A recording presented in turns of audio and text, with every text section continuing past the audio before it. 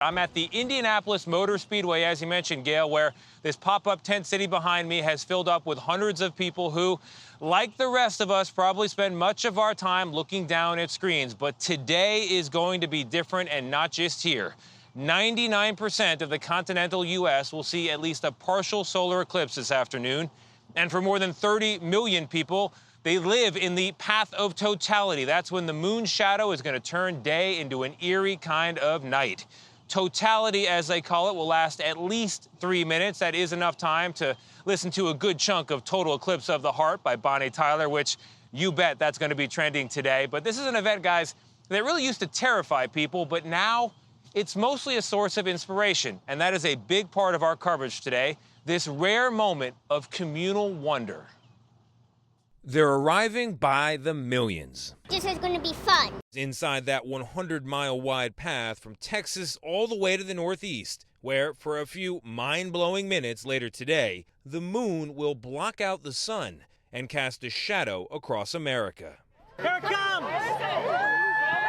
If you thought it was a big event the last time, back in 2017, well, this eclipse is passing over nearly 3 times as many people. Good morning. And no viewing site will be larger than the Motor Speedway in Indianapolis.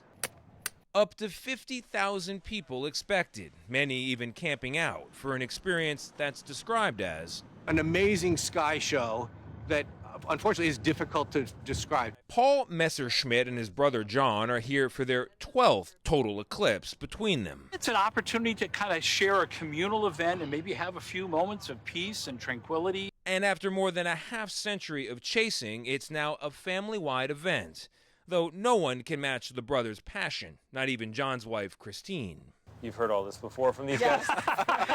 But what is it that brings people out the first time?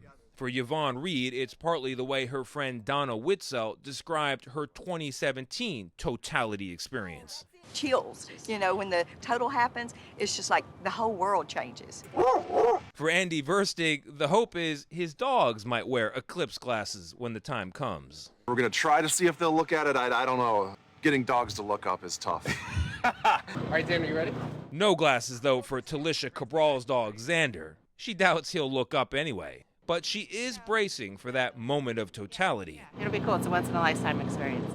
Is this your car? We spotted these folks because of the alien and solar eclipse or bust painted on their car. It's a natural occurrence. You can't make it happen. You can only wait for it to happen. For everyone here, in one way or another, it's about family and friends and community. Something so much larger than any of us, or even all of us. At the core of it, it's an astronomical event, but there's a kind of a sociological side, there's a psychological side. Are you in awe? Are you in wonder? Do you think I'm really small and insignificant? Or does this motivate you to do something more with your life?